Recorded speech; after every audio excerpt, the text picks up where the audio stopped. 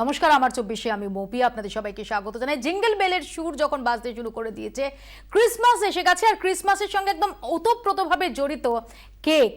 আর সেই কেক কিভাবে তৈরি হয় আপনাদের দেখাবো। প্রথমেই বলে রাখি যে আপনাদের মজা এবং রসনায় কোনো রকম বাদ সাধার কোনো অভিপ্রায় আমাদের নেই, কিন্তু যখন আমরা সেটা খাচ্ছি এবং খাওয়াচ্ছি সেটা কোন পরিবেশে তৈরি হচ্ছে এটা সম্পর্কে বিলক্ষণ একটা ধারণা থাকা তো দরকার, আর সেটাই আপনাদের দেখাবো। আমাদের সঙ্গে স্টুডিওতে উপস্থিত রয়েছেন দুই বিশিষ্ট অতিথি, রয়েছেন বিশিষ্ট medicine specialist doctor Rahul Jain এবং আমাদের সঙ্গে রয়েছেন প্রশান্ত কুমার বিশ্বাস, ফুড টেকনোলজির অধ্যাপক। আপনাদের দুজনকে স্বাগত জানাই এবং রয়েছেন আপনারা। আমাকে ফোন করুন 22342424 এবং 39180087 এই টেলিফোন নাম্বারে। একবার আপনাদের দেখাই প্রথমেই যে সেই কেক তৈরি হচ্ছে কিভাবে। কেক কারখানার একদম অন্দর মহলে আপনাদের নিয়ে যাব।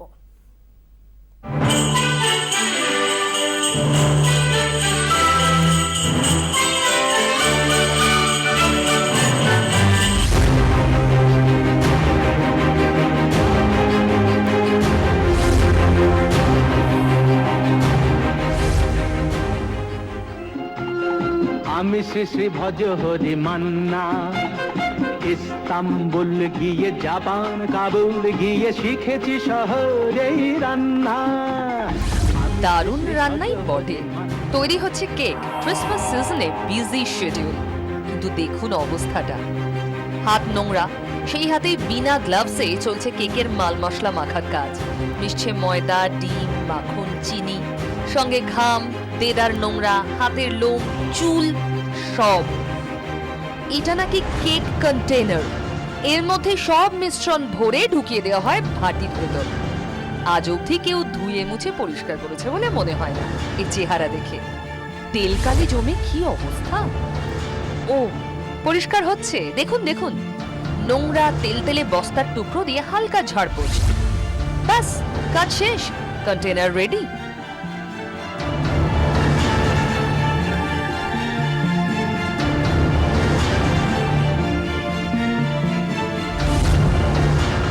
কি হলো, গা গুলোচ্ছে? দাঁড়ান দাঁড়ান, গল্প এখনো বাকি, আরো ভয়ঙ্কর। ঠিক যেন শেভিং করছেন ইনি, ছুরি দিয়ে চেঁচে কড়ায় ঢালছেন হাতে লেগে থাকা কেক মিশ্রণটুকু, সঙ্গে লোম, ঘাম সব। কবজি ডুবিয়ে নয়, একেবারে কনুই ডুবিয়ে মাখতে ব্যস্ত বেকারি কর্মীরা। দিন রাত কাজ চলছে, 24 ঘন্টা দিন রাত কাজ চলছে। এসব কিন্তু পেটে যাবে আপনারই। দেখছেন তো অবস্থা।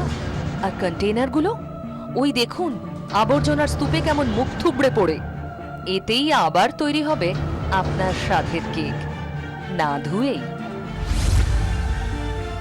এই যা পড়ে গেল মাটিতে। আরে আরে, আবার পড়লো।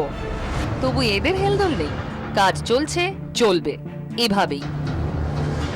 টপার টপ ঘাম ঝরছে। স্বাদের কেকের অবস্থা থুড়ি, দুরবস্থার সত্যি সীমা পরিসীমা নেই। বেকারির ভেতরে যতটা ভিড়, বাইরে ভিড়টা তার প্রায় দ্বিগুণ। বাইরে যারা বসে রয়েছেন তারা সবাই কেক বিক্রেতা, যারা নিজেদের সামগ্রী নিয়ে চলে এসেছেন বেকারিতে এবং অপেক্ষায় রয়েছেন কখন তাদের নাম্বার আসবে তার জন্য। এই প্রোডাক্টটি নিয়ে যাচ্ছেন এরা, ছড়িয়ে পড়ছে শহর শহরতলিতে, বাজারে বাজারে, খাচ্ছেন সবাই। এখানেও এক কিস্সা, গ্লাভসের বালাই নেই, হাতখানা দেখেছেন, লোমের জঙ্গল। তাই চেঁচে ঢেলে দিচ্ছেন কেকের মিশ্রণে। আর ওই দেখুন কেকের মিশ্রণ কোথায় রাখা, পরিষ্কারের বাপ মানে। গা ঘিন ঘিন করছে নাকি আপনার? আরে দাঁড়ান, দেখা এখনো বাকি। কারখানার অবস্থায় নো হেরফের। আরে এই কাণ্ডটা দেখুন, সিগারেটের ছাই, তাও মিশছে কেকে, একেবারে কড়ার ওপর ধরা জ্বলন্ত সিগারেট। কে কবে জানতো ছাইও কেক তৈরির উপকরণের মধ্যে পড়ে? আর এই মগ সারাদিনে একবারের জন্য হাফ ভর্তি করে দিয়ে দেওয়া হয় হাতের ময়লা ধুয়ে ফেলতে।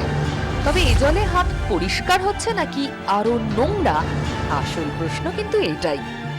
কেক তৈরির কিস্সা দেখে লজ্জা পেয়ে যাবে ঘিন ঘিনের শব্দটাও। কি বলেন? ক্যামেরা কমল জানার সঙ্গে সন্দীপ সরকারের রিপোর্ট, 24 ঘন্টা। দেখলেন কি পরিবেশে কেক তৈরি হচ্ছে। আমি আসবো অতিথিদের কাছে, তার আগে দুজন দর্শক টেলিফোন লাইনে রয়েছেন, তাদের বক্তব্য শুনে নেই। টুটুন বসু রয়েছেন, বলুন প্লিজ। হ্যাঁ নমস্কার, আমি বিড়া থেকে টুটুন বোস বলছিলাম। হুম।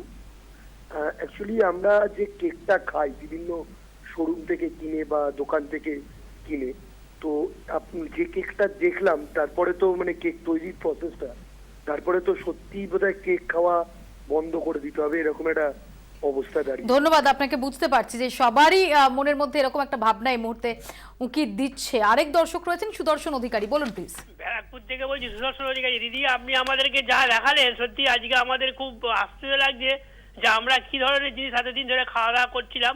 তবে আপনার কাছে একটা অনুরোধ, এইবার আপনারা একটু সজাগ হয়ে অন্তত আমাদেরকে এইটুকু করুন যে ওদের একটা কি ব্যবস্থা করা যায় কিনা। ধন্যবাদ আপনাকে। আমি একটু ডক্টর জৈনের কাছে আসি। ডক্টর জৈন, যে পরিবেশে আমরা দেখলাম যে কেক তৈরি হচ্ছে এবং যেভাবে যে পদ্ধতিতে হচ্ছে, একদম বেসিক যে মেজার্সগুলো দরকার সেগুলো কোনোটা এতটুকু তাতে মানা হচ্ছে না, একদমই দেখে তো খুব লজ্জা লাগছে, খুব ঘৃণা লাগছে যে কিভাবে কেক তৈরি হচ্ছে। জনসাধারণ বড়দিন ক্রিসমাসের সময় সবাই কেক কেনে, আর কিন্তু এখানে এত খারাপ লেভেল অফ হাইজিন মেনটেন করা হচ্ছে। কি করে কলকাতা শহরে বড় একটা এপিডেমিক মানে ডায়রিয়াল ডিজিজ, ইনফেকশাস ডিজিজ হচ্ছে না, সেটাই ভাবার মানে তার সমস্ত রিস্কগুলো এর মধ্যে থাকছে। একদম রিস্ক থাকছে। একটা বেসিক হাইজিন তো মেনটেন করবে যে রান্না করছে, যে কেক তৈরি করছে যারা বেকারি, তারা বেসিক একটা হাইজিন মেনটেন করবে, হাতে গ্লাভস পরে কাজ করা, সেটা থেকে যে কন্টেনার, যে ইউটেন্সিলে কেক তৈরি হচ্ছে, যেইভাবে মিক্স করছে, ওই সব যন্ত্রগুলো অন্তত পরিষ্কার রাখবে, যাতে একটা বেসিক লেভেল অফ হাইজিন থাকবে। কারণ নানান রকম ইনফেকশাস ডিজিজ ছড়াতে পারে এইভাবে। কেক কি দিয়ে তৈরি হয়? দুধ থাকে, ডিম থাকে, এইগুলো সবকটা কিন্তু পেরিশেবল আইটেম। এইভাবে যদি সেই ছবি আমরা দেখাবো ডক্টর জৈন, কি তাতে ধরা পড়ছে যে কোন কোন ইনগ্রেডিয়েন্ট দেওয়া হচ্ছে, সে প্রসঙ্গে আমরা আসবো বিস্তারিত। আমি প্রশান্ত বাবুর কাছে আসবো। প্রশান্ত বাবু, যেটা একটু আগে ডক্টর জৈনও বলছিলেন যে কিছু বেসিক সতর্কতা, সেগুলো তো নেওয়ার দরকার আছে। দেখুন, খাবার জিনিসে প্রথমেই বলি যে গুড ম্যানুফ্যাকচারিং প্র্যাকটিস, এটাই ইন্ডাস্ট্রিতে কিছুই মানা হচ্ছে না। আর সেকেন্ডলি, আমরা যে খাবারের যে কোয়ালিটি কন্ট্রোলে যে ISO 9000, সে তো বড় বড় ব্যাপার। এখন বলি যে এইভাবে যে কেকটা তৈরি করা হচ্ছে, এর থেকে সব থেকে বড় বিপদ হচ্ছে এই কেকটাকে যদি এখন 3 দিন রেখে দেওয়া হয়, তার জন্য ওরা যেটা মেশাচ্ছে, আমি শিওর ওরা ক্যালসিয়াম প্রোপিওনিক অ্যাসিড মেশাচ্ছে, যেটাতে মোল্ড গ্রোথ বা এইসব গ্রোথগুলো একটু অ্যারেস্ট করা যায়, সো দ্যাট ওই এই যখন মার্কেটিং হবে সেই সময়টা যাদের কাছে, খদ্দেরদের কাছে পৌঁছে যায়। সেই ক্যালসিয়াম প্রোপিওনিক অ্যাসিডটা হচ্ছে মারাত্মক ক্ষতিকারক, এটা হচ্ছে কার্সিনোজেনিক। আর একটা জিনিস আপনি দেখালেন, সেটা তো আমি আরও আশ্চর্য হয়ে যাচ্ছি, কালার। যে কালারটা আপনি দেখালেন, এটা মানে অবধারিত লেড ক্রোমেট, এবং সেই লেড ক্রোমেট আপনারা জানেন লেডের কি ক্ষতিকারক দিক আছে। তো আমি ওই জিনিসটা না পড়েই বলছি, কারণ এটা আমার অভিজ্ঞতা। আমি সেটাও আরো বিস্তারিত আপনাকে দেখাবো প্রশান্ত বাবু। আমরা দুজন দর্শক টেলিফোন লাইনে রয়েছেন এবং একজন রয়েছে যে ক্লাস 7 এর ছাত্রী চিত্রলেখা সাধুকা, তার ফোনটাই আমি আগে নিয়ে নেব। চিত্রলেখা বলো। চিত্রলেখার টেলিভিশন সেটের ভলিউমটা প্লিজ মিউট করে দাও, দিয়ে টেলিফোনে কথা বলো।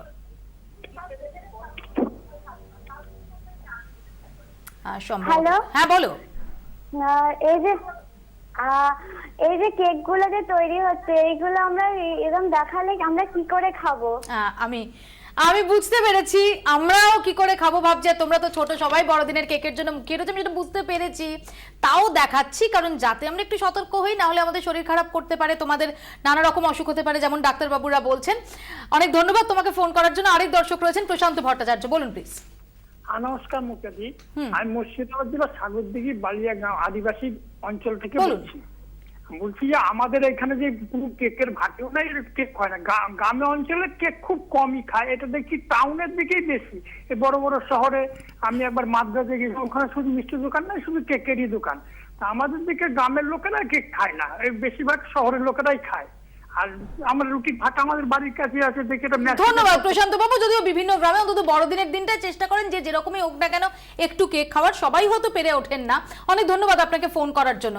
আমি এখানে ডক্টর জৈনের কাছে আসবো যে কোন কোন এরকম পরিবেশ থেকে, আপনি কিছুক্ষণ আগেই বলছিলেন যে একটা এপিডেমিক ডায়রিয়া যে হয়নি, সেটাই অনেক আমাদের ভাগ্যের কথা। আর কি কি হতে পারে? দেখুন, এই ধরনের এই পরিবেশে যে কোনো খাবার তৈরি হলে নানান রকম ইনফেকশাস ডিজিজ হতে পারে, ডায়রিয়াল ডিজিজ, ফুড পয়জনিং তো বললাম, কিন্তু এত ধরনের এখন অ্যাডিটিভ কালার, তারপরে প্রিজারভেটিভ, ব্যান্ড কালার্স যদি মেশানো হয় নানান রকম প্রবলেম হতে পারে। কমন যেটা অসুখ হয় এই ধরনের কেক খেলে সেটা হচ্ছে একটা ডায়রিয়াল ডিজিজ বললাম, নানান রকম স্যালমোনেলা ইনফেকশন, শিগেলা ইনফেকশন, কিছু কিছু ক্ষেত্রে লিস্টেরিওসিসও হতে পারে। তো হাজার রকমের অসুখ হতে পারে। আর ইভেন ইনফেকশাস হেপাটাইটিস, যদি খারাপ ধরনের ব্যবহার হয়, ইনফেকশাস হেপাটাইটিসও হয়ে যেতে পারে। প্রত্যেক স্টেপে কিন্তু গন্ডগোল দেখছি, মানে ওই কন্টেনার থেকে শুরু করে মানুষ হাতে কোনো গ্লাভস নেই, হাতের পুরো লোম আর ঘাম সব কেকের মধ্যে যাচ্ছে, আর পুরো কীরকম মাটিতে ফেলে ফেলে বিক্রি। আর এটা যেটা উনি বললেন যে গ্রামে কেক খায় না, গ্রামের লোকেরা শহরের লোক থেকে একটু বেশি হেলদি খাবার খায়, আর তারা একটু বেশি সুস্থ থাকে।